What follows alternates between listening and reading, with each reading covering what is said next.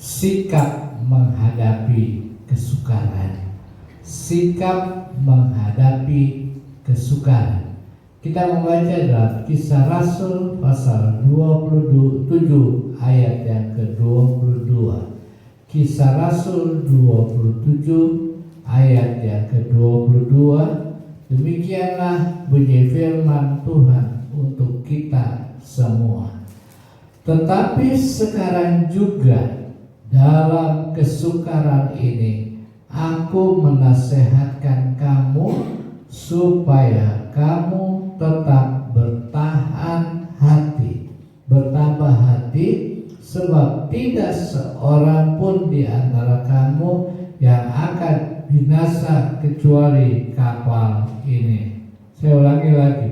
Tetapi sekarang juga dalam kesukaran ini aku menasehatkan kamu supaya kamu tetap bertambah hati, sebab tidak seorang pun di antara kamu yang akan binasa kecuali kapal ini. Berbahagialah saudara saya membaca merenungkan firman Tuhan, biar pada firman Tuhan menjadi kekuatan bagi setiap kita.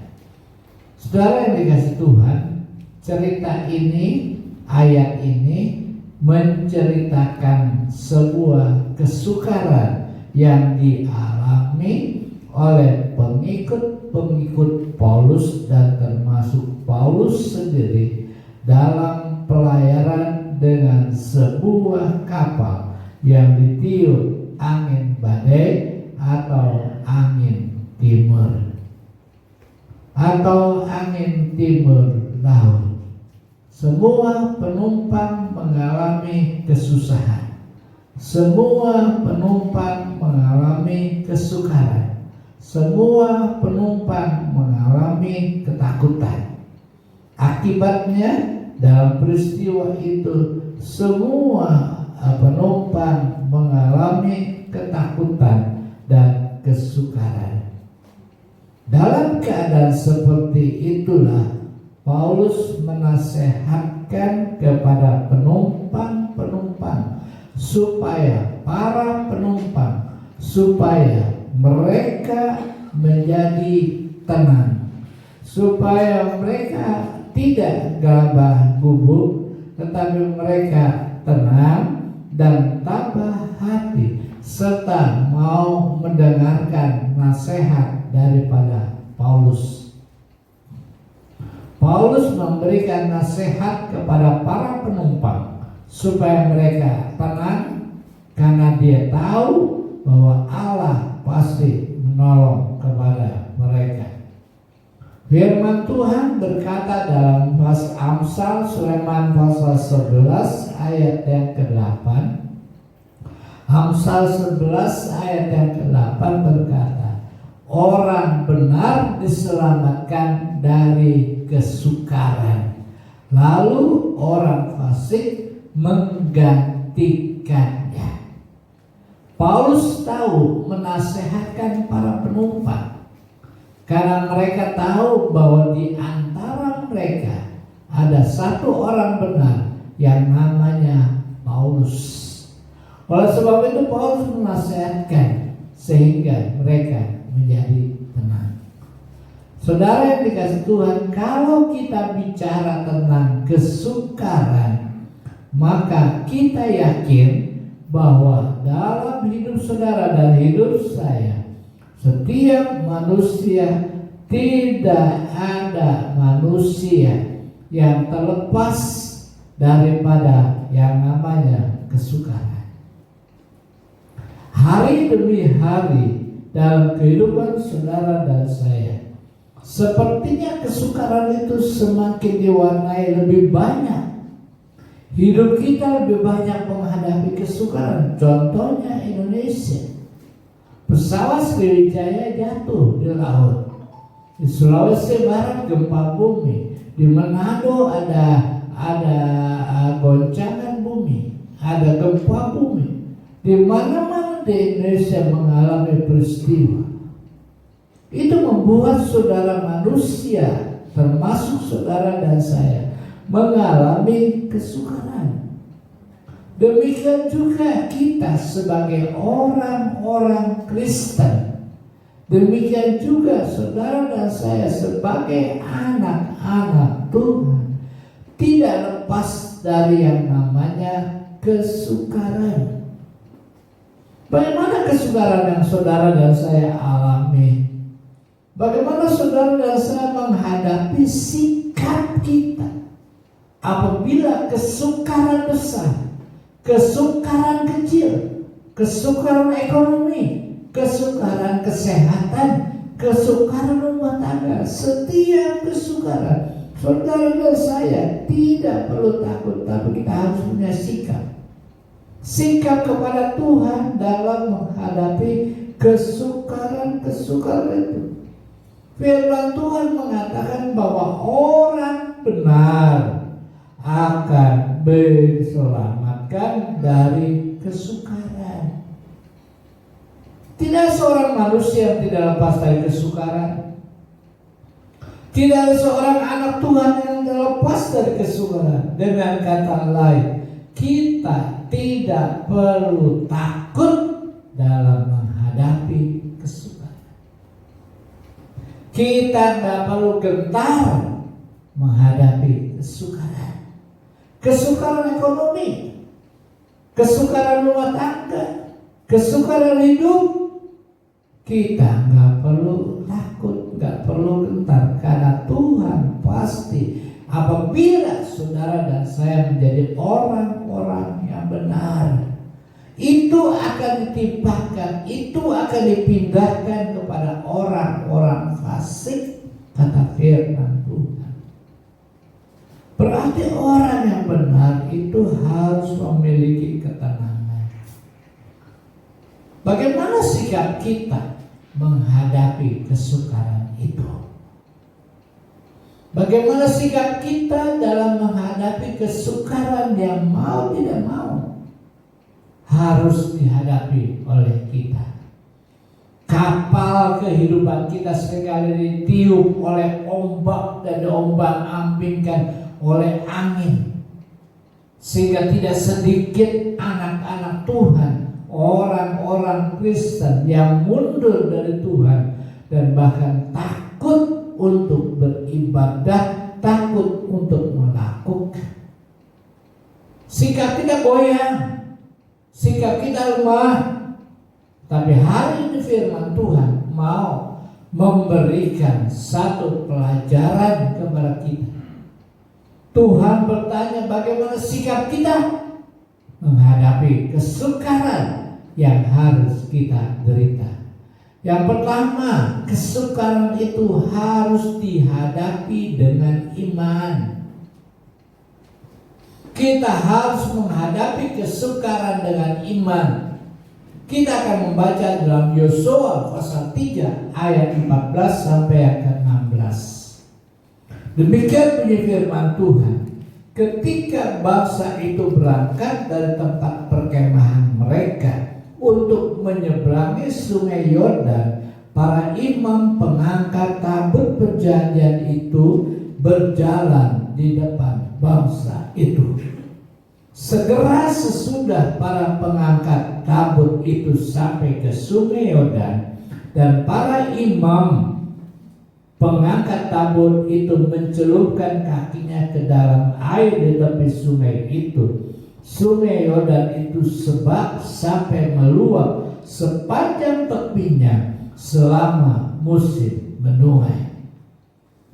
Maka berhentilah air itu mengalir, air yang turun dari hulu melonjak menjadi bendungan jauh sekali di dekat Adam, kota yang terletak di sebelah selatan. Sedang air yang turun ke laut Arabia itu, yakni laut asin, terputus sama sekali, lalu menyeberangkan bangsa itu di tentangan Yeriko.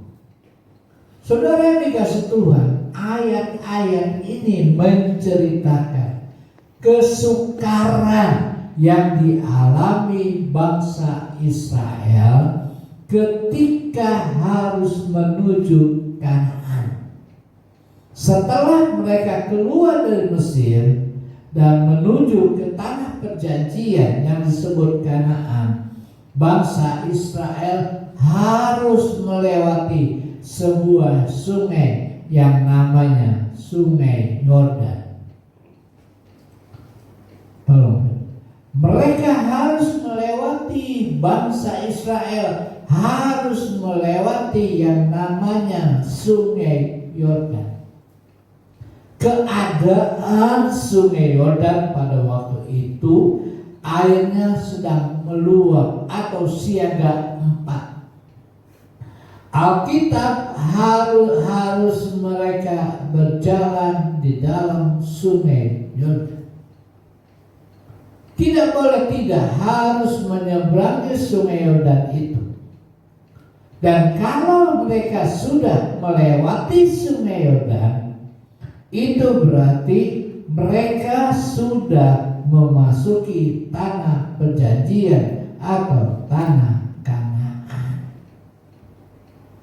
Akhirnya Alkitab katakan bangsa Israel masuk. Pengangkat tabut berjalan di muka, diikuti para imam dan semua bangsa Israel, walaupun airnya itu sedang ngamuk, airnya sedang meluber dan lain sebagainya. Saudara yang dikasihi Tuhan, kesukaran yang dihadapi bangsa Israel bukan musuh yang lain, bukan apa-apa, tetapi kesukaran yang dihadapi bangsa Israel adalah Sungai Yordan. Sungai Yordan yang meluap airnya, Sungai Yordan yang mengalir airnya yang begitu dalam, sedang ombak besar. Bangsa Israel harus menunggu beberapa tahun, beberapa bulan sampai air sungai itu mengering. Tidak boleh berkata nanti saja Tuhan, biar sungai itu reda dulu, biar sungai itu mengalir biasa dulu, bangsa barulah kami berangkat. Tidak. Bangsa Israel disuruh Allah terus berjalan di dalam Sungai Yordan yang sedang siaga 4. Bangsa Israel harus berjalan di tengah-tengah kesukaran yang mereka harus hadapi. Sehingga ketika mereka melewati Sungai Yordan, mungkin ada ketakutan, mungkin ada bimbang, mungkin ada meragu, mungkin ada jatuh, mungkin ada yang tenggelam dan lain sebagainya. Tetapi Alkitab mengatakan setelah bangsa Israel lewati Sungai Yordan, tanah Kanaan saat itu sedang musim panen. Bangsa Israel harus melewati kesukaran, dan setelah lewati kesukaran ada berkat, ada tuaian yang dialami oleh bangsa Israel. Saudara yang dikasihi Tuhan, kehidupan kita juga di dalam menghadapi kesukaran, menghadapi kesulitan, menghadapi tantangan hidup, kita saat ini sedang berjalan melalui Sungai Yordan yang airnya sedang mengamuk. Kita sedang melewati Sungai Yordan. Kita sedang berjalan di dalam kesukaran melewati Sungai Yordan yang airnya sedang dalam siaga 4. Hal yang pertama yang harus kita kerjakan adalah hadapi kesukaran, hadapi tantangan, hadapi masalah saudara dan saya dengan iman kepada Tuhan. Di dalam kesukaran yang kita hadapi, kita perlu beriman kepada Tuhan. Ibrani pasal 11 ayat yang ke-6 berkata, tetapi tanpa iman tidak mungkin orang berkenan kepada Allah. Sebab barang siapa berpaling kepada Allah, ia harus percaya bahwa Allah ada dan bahwa Allah memberi upah kepada orang yang sungguh-sungguh mencari Dia. Ayat ini mengingatkan kepada saudara dan saya, di dalam kesukaran, di dalam tantangan, di dalam hidup bermasalah, di masalah apapun juga, kita tidak perlu takut. Tetapi kita harus hadapi kesukaran, hadapi masalah dengan iman. Kenapa dengan iman? Karena dengan iman, di balik iman itu Allah tidak akan membiarkan saudara, tetapi Allah memberi upah kepada orang yang sungguh-sungguh beriman kepada Tuhan. Bagaimana dengan iman kita? Apakah kita mengandalkan manusia, mengandalkan kekuatan kita, mengandalkan kehebatan kita? Kesukaran tidak bisa dilawan dengan kekuatan kita. Kesukaran tidak dapat kita lawan dengan akal dan otak kita. Tetapi kesukaran yang kita hadapi harus kita melewati sungai Yordan seperti bangsa Israel. Dan setelah sampai lewat sungai Yordan, ada tuaian, ada berkat yang Tuhan sudah berikan. Apabila iman kita berani menyeberangi tantangan, apabila kita mempunyai iman kepada Tuhan, maka kita akan berani menghadapi tantangan kesukaran. Dan apabila kita masuk di dalam kesukaran melalui sungai Yordan, maka jangan takut. Ada berkat, ada penyertaan, ada pemeliharaan di dalam hidup kita. Pada waktu bangsa Israel melewati sungai Yordan tidak terbelah. Sungai Yordan tidak berhenti. Tetapi pada waktu mereka berjalan, sungai Yordan terbelah karena mereka beriman kepada Tuhan. Bangsa Israel berani melangkah dengan iman, barulah mujizat Allah terjadi. Kalau mereka melangkah melewati sungai tanpa iman, mereka akan binasa. Tetapi ketika mereka melangkah bersama dengan iman, maka iman itulah yang akan memberikan kekuatan. Demikian juga dengan saudara dan saya. Kesukaran yang kita hadapi tidak akan terlepas kalau kita tidak mau berdoa dan kita tidak mau minta kepada Tuhan. Kita tidak beriman kepada Tuhan. Kita lihat contoh dalam Alkitab. Yang pertama adalah Daud dan Goliat. Di dalam 1 Samuel 17 ayat 34 berkata, tetapi Daud berkata kepada Saul, hambamu ini biasa menggembalakan kambing domba ayahnya. Apabila datang singa atau beruang yang menerkam seekor domba dari kawannya. Ketika Daud menghadapi Goliat yang besar, dia harus menghadapi atau dia harus lapor kepada Raja Saul. Mungkin Raja Saul, kamu masih kecil menghadapi Goliat yang besar. Kamu masih muda, gak mungkin kamu bisa menang melawan Goliat yang gagah. Tetapi pada waktu Saul berkata demikian, Daud tidak gentar, tetapi Daud menghadapi Allah dengan doa dan iman. Pada waktu dia menghadapi, dia turun. Engkau datang dengan memakai segala-galanya, tapi aku datang dengan membawa nama Tuhan Yesus.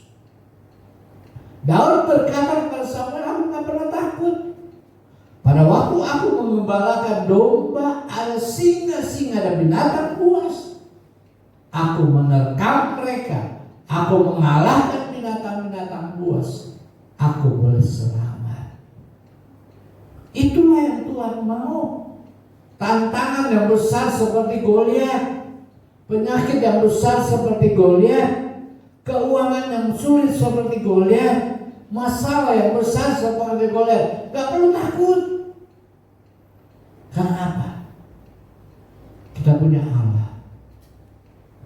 Kita yakin bahwa Allah kita, kalau kita beriman kepada Tuhan, ada berkat. Yang kedua ada perjamuan Kana, perjamuan nikah di Kana. Dalam Yohanes pasal 2 ayat yang ke-7 berkata, Yesus berkata kepada pelayan-pelayan itu, isilah tempayan-tempayan itu penuh dengan air. Dan mereka pun mengisinya sampai penuh. Maria pada waktu pesta kawin, pemilik pesta kawin mengalami kekurangan air anggur. Sedangkan air anggur adalah minuman yang harus ada di dalam sebuah pesta. Mereka tentu kalah kabut. Mereka menghadapi kesukaran. Tetapi Maria tahu. Maria datang kepada Yesus dengan iman. Dan setelah dia berkata kepada Yesus, Yesus melakukan sesuatu. Maria berkata kepada pembantu-pembantunya, lakukan, kerjakan apa yang Tuhan Yesus katakan.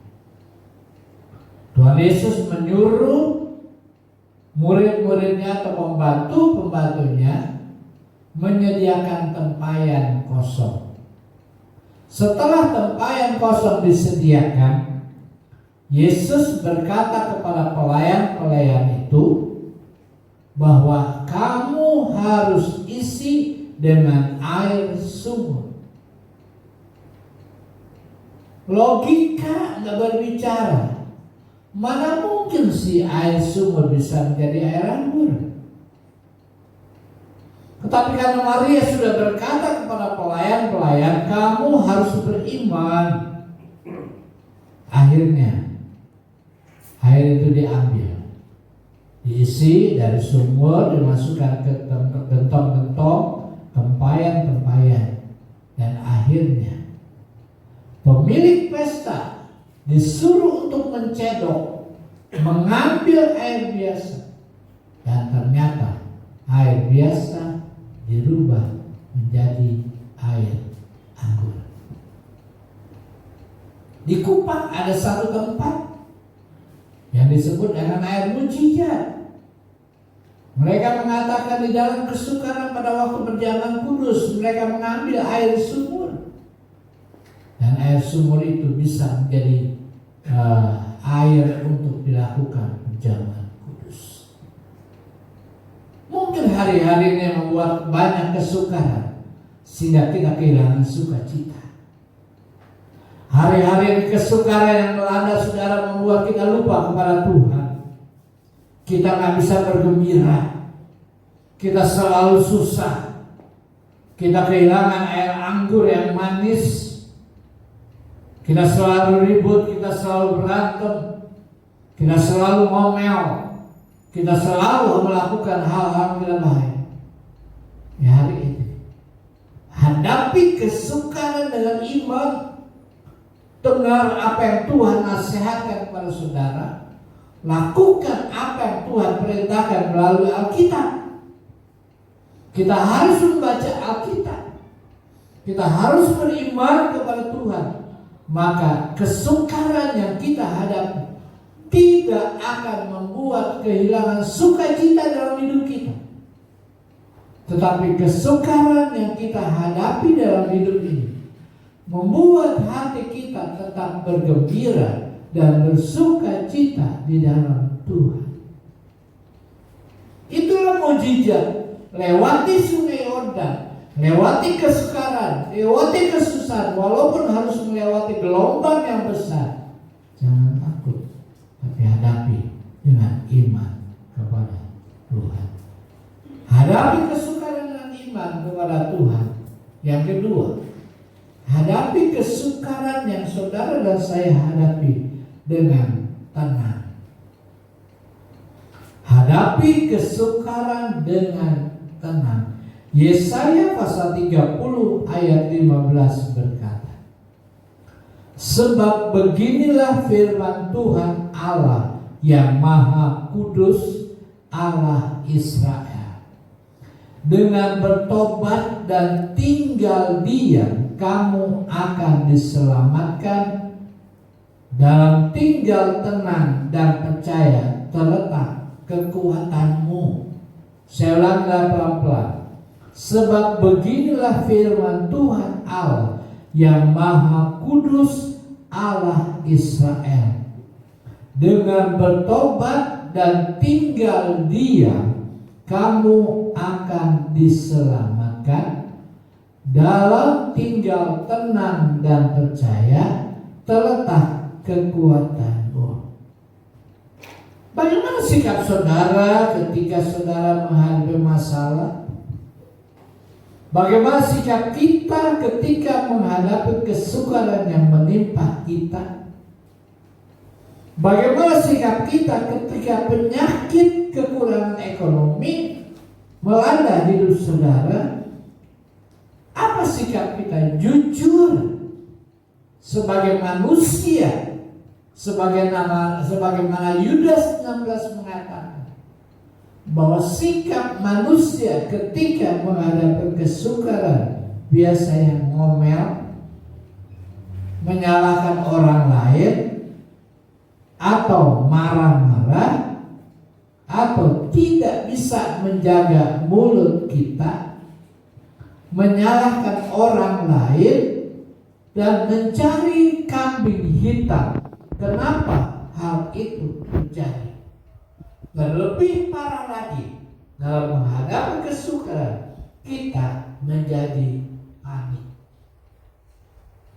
Kita gak bisa tenang. Pagi hari firman Tuhan mengingatkan, jangan panik ketika saudara menghadapi kesukaran. Jangan panik ketika saudara berada di dalam kesukaran. Jangan panik kalau kita beriman kepada Tuhan.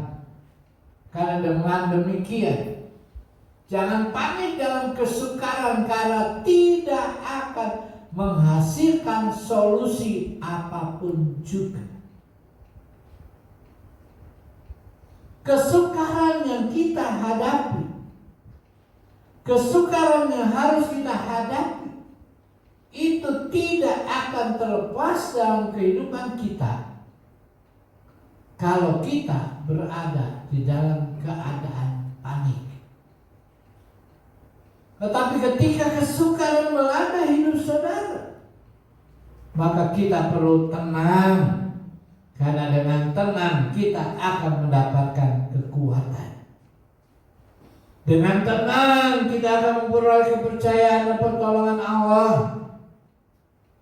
Apabila dalam kesukaran kita memiliki sifat tenang dan beriman kepada Tuhan, maka kita akan memperoleh kekuatan.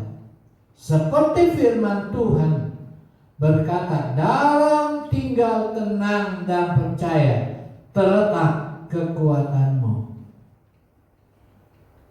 Ingatlah, ketenangan bukanlah sebuah keadaan. Ingatlah, ketenangan bukanlah sebuah keadaan.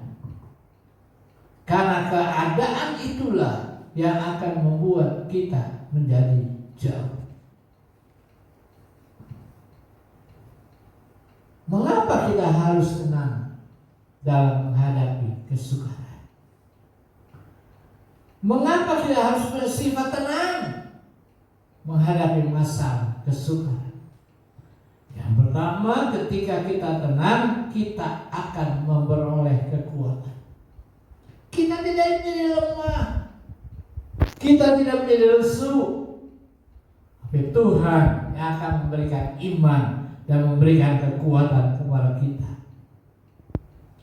Orang yang mampu bersikap tenang akan sanggup menghadapi kesukaran. Kenapa kita seringkali kalah? Kita mundur ketika masalah kesukaran itu datang. Kan kita menjadi panik. Kita menjadi bimbang. Tapi Alkitab katakan, ketika kita menjadi tenang, kita akan mampu menghadapi segala kesukaran. Ketika kita menjadi tenang, tidak akan menjadi panik. Saya belajar, gula darah saya hari ini tinggi sekali, 280. Saya nggak makan apa-apa, nggak makan nasi bahkan. Tapi saya merasakan BAB saya nggak lancar. Saya balik kolon ke Wencong sana, ke Sinsek. Tapi biaya kolon itu 500.000 sekali kolon. Saya tenang aja menghadapi hal seperti ini. Saya berkata kalau memang Tuhan kehendaki saya meninggal, saya meninggal. Saya mau belajar untuk memiliki ketenangan supaya saya punya kekuatan yang daripada Tuhan. Saya berdoa kalau Tuhan kehendaki semua boleh berjalan dengan baik. Minggu sekarang kaki saya di akupresur, 1 jam dipijit. Saya sudah berjalan dengan cukup bagus. Tangan saya agak sedikit masih kayak berat. Saya akan terapi lagi. Saya coba untuk minta diterapi lagi. Dalam kesukaran yang saya hadapi, saya harus belajar tenang. 1 Petrus pasal 4 ayat yang ke-7. 1 Petrus pasal 4 ayat ke-7 berkata, kesudahan segala sesuatu sudah dekat. Karena itu kuasailah dirimu dan jadilah tenang, supaya kamu dapat berdoa. Firman Tuhan sudah menegaskan di dalam keadaan kesukaran.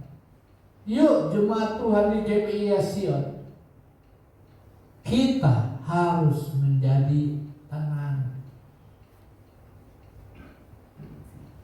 Jangan kaget, jangan panik. Apapun yang terjadi, kita boleh belajar beriman kepada Tuhan. Ada seorang pemuda yang berjalan-jalan ke sebuah terminal menaik sebuah bus. Pada waktu dia sedang dekat dengan bus dan mau menaik bus itu, ada seorang bapak yang selalu memperhatikan anak muda ini. Dan akhirnya si bapak tua dan si anak muda ini naik dalam bus dan duduk bersebelahan. Ketika dia sudah duduk, si bapak tua tanya, "Nak, kok kamu kelihatannya tenang? Kok kamu kelihatannya bersuka cita? Kok kamu kelihatannya enteng sekali dalam hidup ini? Kamu selalu bergembira dalam keadaan. Ada apa, Nak? Apa rahasianya?" Pada waktu keadaan si bapak tua yang bertanya kepada si anak muda, si anak muda bercerita, "Masa sih Pak?" Pemuda itu mulai menceritakan. Dia katakan, "Pak, setiap manusia memakai pakaian itu pasti 2 buah kantong. Demikianlah saya pakai celana dengan 2 kantong. Tetapi kantong yang sebelah kiri bolong, kantong sebelah kanan biasa. Apa yang saya buat dengan kantong yang bolong dan kantong yang biasa?" Si pemuda ini berkata, "Ketika saya menghadapi kesukaran, ketika orang mengejek saya, ketika orang menghina saya, ketika orang mengatai saya, ketika orang berkata apa-apa kepada saya, setelah saya sampai rumah, saya catat di sebuah kertas. Banyak kertas yang saya catat karena dihina, karena menghadapi kesukaran, karena menghadapi tantangan, karena menghadapi masalah, dicatat dalam sebuah kertas. Dan kertas itu digulung. Setelah kertas itu digulung, saya masukkan ke sebuah kantong. Bukan kantong yang tidak bolong, tapi saya masukkan ke kantong yang bolong. Ketika saya masukkan kantong yang bolong, maka tentu gulungan-gulungan kertas itu akan jatuh. Dan ketika kertas gulungan itu jatuh, saya biarkan saja. Dan kemudian ada orang yang memuji saya, hati saya senang, hati saya sukacita dan lain sebagainya. Saya catat. Ketika saya catat, saya masukkan, saya gulung-gulung di kertas, dan saya masukkan ke dalam kantong yang tidak berlubang. Dan ketika malam hari, saya tertawa sendiri. Saya bersukacita. Saya ingat orang lain memuji saya. Saya ingat orang lain senang dengan perbuatan perkataan saya. Sehingga saya tidak apa-apakan kertas-kertas yang berisi tulisan-tulisan yang bagus. Si pemuda itu berkata kepada si bapak, itulah yang saya lakukan, Pak. Ketika masalah, kesukaran, persoalan yang menghinggapi hidup saya, ketika persoalan, kesukaran menghantui hidup saya, membuat ketika saya diejek, dihina, dia olok-olok dan lain sebagainya, saya tidak ingat-ingat lagi, saya abaikan, saya buang itu ketika saya sudah sampai rumah. Saya tidak mau ingat lagi masalah, saya tidak mau ingat lagi kesukaran, saya tidak mau ingat lagi masalah dalam hidup saya, penyakit dalam saya buang itu semua di kantong celana saya yang bolong. Saya tinggalkan, saya buang di jalan. Tetapi ketika ada pujian, ada penyembahan, ada sukacita, saya boleh ingat-ingat dalam otak saya. Saya tahu itu semua karena Tuhan yang sudah memberikan kepada kita. Ilustrasi ini mengajarkan kepada saudara dan saya, ketika masalah, kesulitan, kesukaran menimpa hidup kita, kita memasukkan di tempat-tempat yang tidak ada gunanya, kita buang, kita tidak ingat-ingat lagi. Tapi kalau hal-hal yang baik, pertolongan Allah, kebaikan Tuhan, kita selalu ingat bahwa Tuhan itu selalu menyertai dan menolong saudara. Kita lihat beberapa contoh dalam Alkitab. Raja Salomo, ketika dia diangkat oleh Raja Salomo, dia minta hikmat kepada Tuhan. Ketika dia minta hikmat kepada Tuhan, Allah memuji Salomo. Satu saat datang seorang ibu dengan membawa orang anak yang masih bayi. Tapi cerita itu yang satu bayinya mati karena ditiduri oleh si ibu. Dan ketika bayi yang pertama itu mati, si ibu yang sehat anaknya, dia tukarkan anaknya. Dan diambil anak yang hidup. Si ibu yang masih hidup, dia tidak tahu. Tapi ketika besok paginya dia bangun, dia terkejut karena anaknya mati. Dan pada waktu anaknya mati, dia gak terima, itu bukan anak saya. Dia mulai berkata kepada ibu yang punya anak yang mati, ini anak kamu. Si ibu yang punya anak mati, dia berkata, tidak, itu bukan anak saya. Akhirnya ribut. Datanglah kepada Raja Salomo. Ketika dia datang kepada Raja Salomo yang punya hikmat daripada Allah, mulai melihat siapa yang salah, siapa yang benar. Dia ambil pegawainya, ambil golok, ambil pisau tajam. Aku mau bunuh anak ini, aku mau memisahkan menjadi dua, yang satu sebelah kiri, yang sebelah satu kanan, silahkan diambil. Hikmat daripada Tuhan membuat Salomo menjadi benar. Dan akhirnya anak yang mati itulah diambil oleh ibu sebenarnya, sedangkan anak yang hidup diambil oleh ibu sebenarnya. Karena ibu sebenarnya berkata, jangan Tuhan, jangan dibunuh. Akhirnya dia berikanlah bayi itu kepada si anak, kepada si ibu itu. Masa kesukaran yang dihadapi oleh Salomo tidak membuat dia gelisah, tidak membuat dia panik, tapi dia tenang karena dia punya iman kepada Allah. Ayub pun demikian. Di dalam penderitaan yang begitu besar, Ayub tidak mengeluh. Dia berkata, hanya kata orang saja aku mendengar tentang Tuhan. Tetapi sekarang ketika dia sudah mengalami pertolongan Allah, dia tidak menghadapi kesukaran, masalah yang dihidupi dan dianggap yang dihadapi oleh Ayub. Penyakit, anak-anak mati, kekayaannya ludes. Tapi Ayub tetap bersandar kepada Allah. Akibatnya Ayub menjadi tenang. Dan ketika dia tenang, Allah mengembalikan segala sesuatunya kepada Ayub.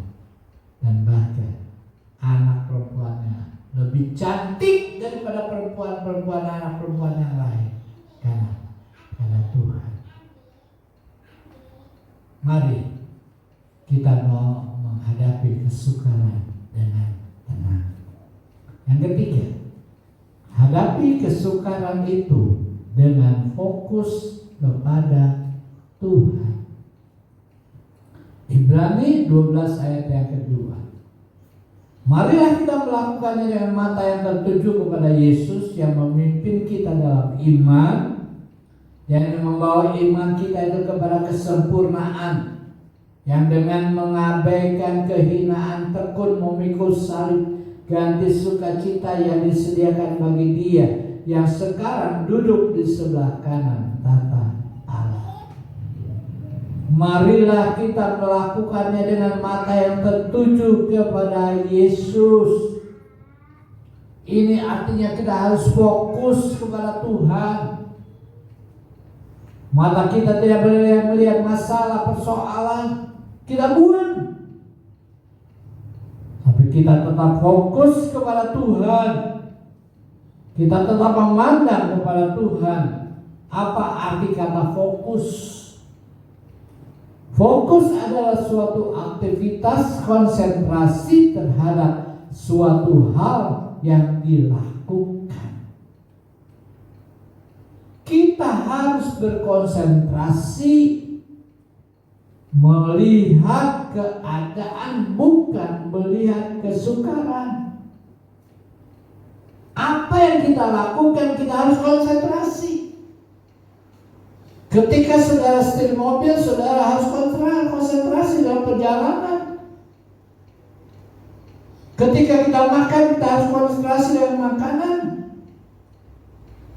Dengan kata lain, fokus itu untuk berkonsentrasi dalam satu hal, maka harus kita melupakan hal yang lain. Di dalam ke gereja kita harus berkonsentrasi dengan firman Tuhan. Di dalam kita beribadah, di dalam kita melayani, di dalam kita menjadi orang Kristen, kita harus berkonsentrasi. Jangan bikin dagang, jangan bikin pekerjaan, jangan bikin apa-apa. Lakukan dulu buat Tuhan. Dalam melakukan sesuatu kita harus berkonsentrasi kepada pekerjaan yang kita lakukan.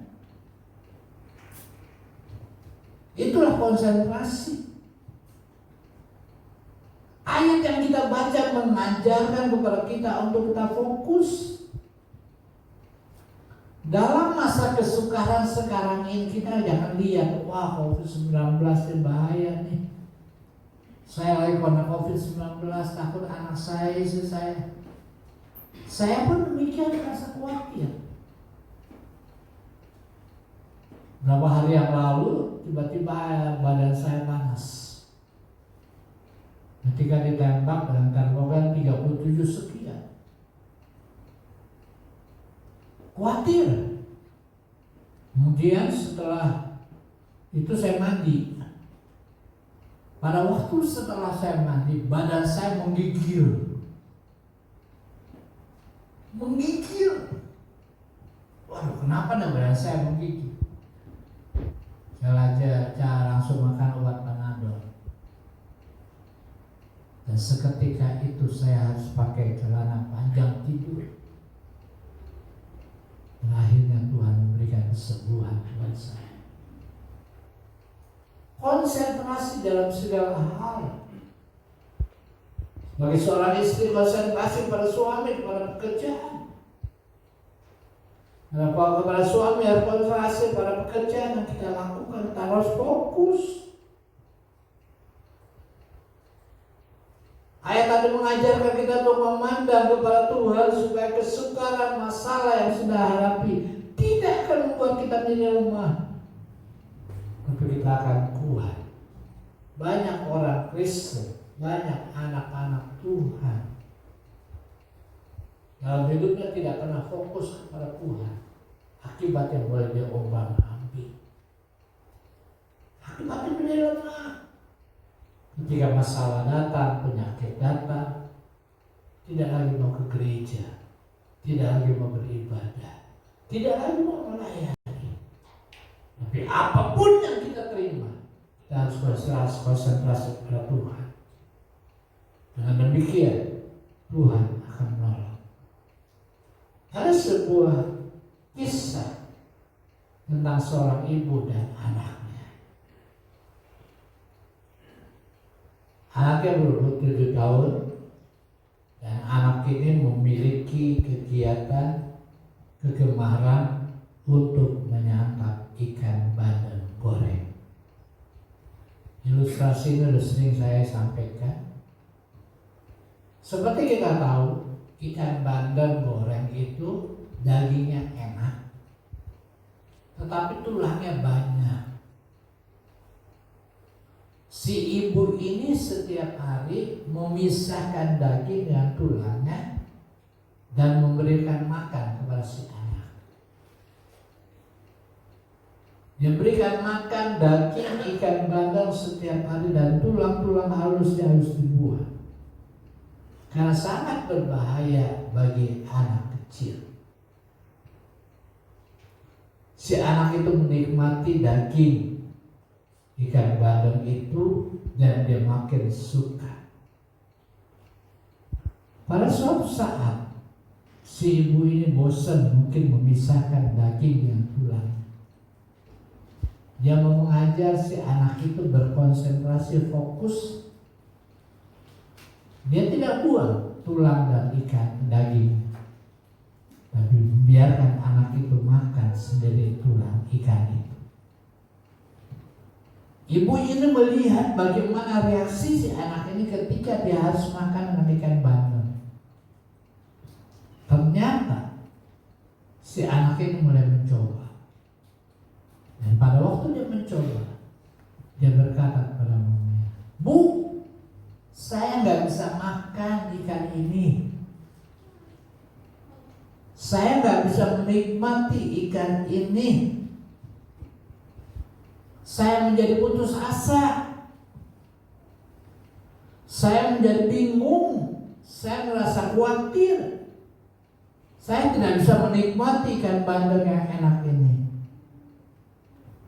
"Tidak bisa, Bu," kata si anak itu. "Saya tidak bisa makan karena kebanyakan tulangnya. Pada waktu si anak ini ngomong demikian kepada ibunya berkata, sang ibu dengan tenang berkata, "Nak, kamu coba lihat banyak mana dagingnya dan banyak mana tulangnya." Si anak ini berkata, "Tentu Bu, banyak dagingnya daripada tulangnya." Nah, demikian juga kamu harus makan ikan bandeng karena dagingnya banyak. Tetapi kenapa kamu gak bisa makan ikan bandeng itu? Karena kamu hanya berfokus kepada tulang-tulangnya saja. Kamu berpikir, wah tulangnya ini sangat bahaya, jangan-jangan saya keselak tulang. Jangan-jangan tulang ini nyangkut dan menjadi buat saya putus asa. Si anak itu berkata kepada mamanya. Akhirnya mamanya berkata, "Itulah kamu, Nak. Ketika kamu makan ikan bandeng, kamu tidak berfokus kepada ikan bandeng dengan daging yang enak. Kamu melihat tulang-tulangnya saja." Kadang-kadang saudara dan saya sama seperti anak ini dalam ilustrasi ini. Ketika saudara dan saya diperhadapkan pada kesukaran, pada masalah, kita hanya fokus saja kepada besarnya kesukaran. Kita hanya fokus saja kepada masalah penyakit yang kita hadapi. Apa dampaknya? Kita menjadi pesimis. Kita tidak optimis menghadapi masalah kesukaran. Kita berkata, aduh besar benar masalahnya, aduh besar benar penyakitnya, sehingga kita pesimis. Tapi hari ini firman Tuhan, mari kita mau belajar. Kita mau fokus kepada Tuhan. Karena Tuhan sanggup menolong kita.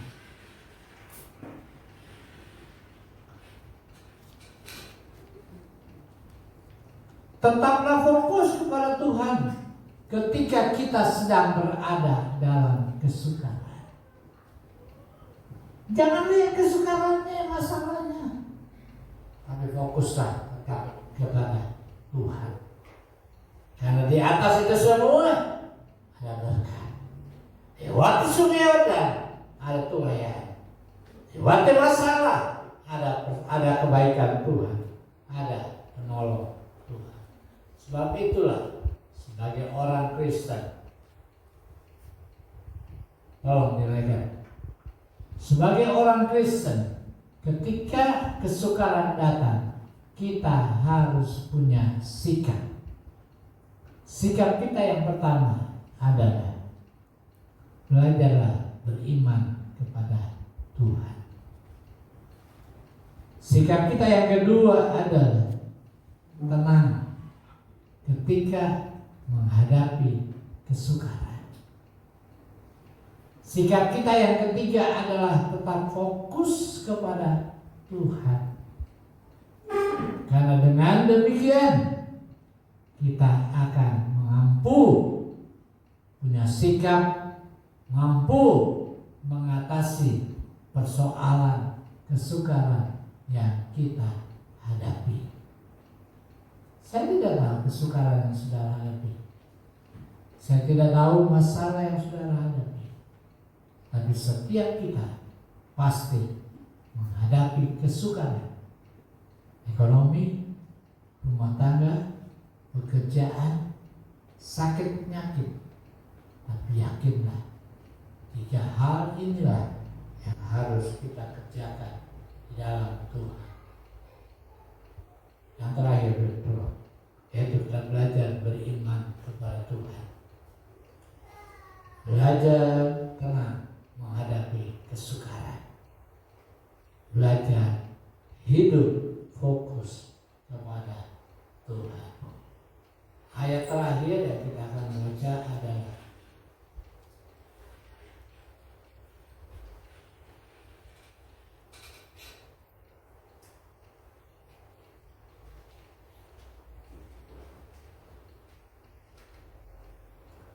Mazmur pasal 23 ayat yang keempat.